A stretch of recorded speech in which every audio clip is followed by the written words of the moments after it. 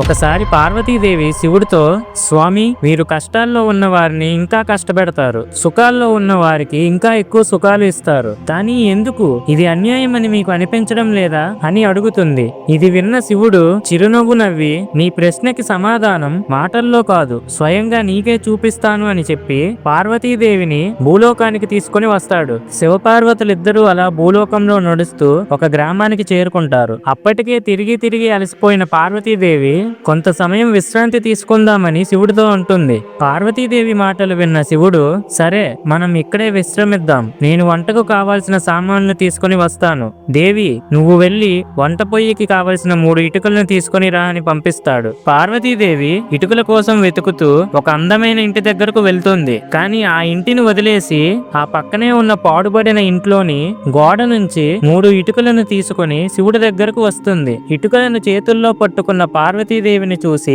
శివుడు చిరునవ్వు నవ్వుతాడు. పార్వతీదేవి, స్వామి, ఎందుకని అలా నవ్వుతున్నారు అని అడుగుతుంది. శివుడు, పార్వతి, నువ్వు ఈ ఇటుకలను ఎక్కడ నుండి తీసుకుని వచ్చావు అని అడగగా, దారిలో కనిపించిన పాడుబడిన ఇంట్లో నుంచి తీసుకుని వచ్చా స్వామి అని అంటుంది పార్వతి. దేవి, ఆ పక్కనే ఉన్న కొత్త ఇల్లు నీకు కనిపించలేదా? దాని నుంచి ఎందుకని ఇటుకలను తీసుకోలేదు అని అంటాడు శివుడు. స్వామి, ఆ ఇల్లు అందంగా ఉంది, దాని నుండి తీసుకోవాలంటే నా మనసు ఒప్పుకోలేదు అంటుంది పార్వతీదేవి. పార్వతీ మాటలు విన్న శివుడు, ఇదే నువ్వు అడిగిన ప్రశ్నకు సమాధానం. ఎవరైతే మంచి కర్మలతో జీవితాలను పరిశుభ్రంగా ఉంచుకుంటారో వారి సంతోషాలను చెడగొట్టడం నాకు ఇష్టం ఉండదు అని అంటాడు శివుడు. మీరు శివభక్తులు అయితే ఓం నమః శివాయ అని కామెంట్ చేయండి.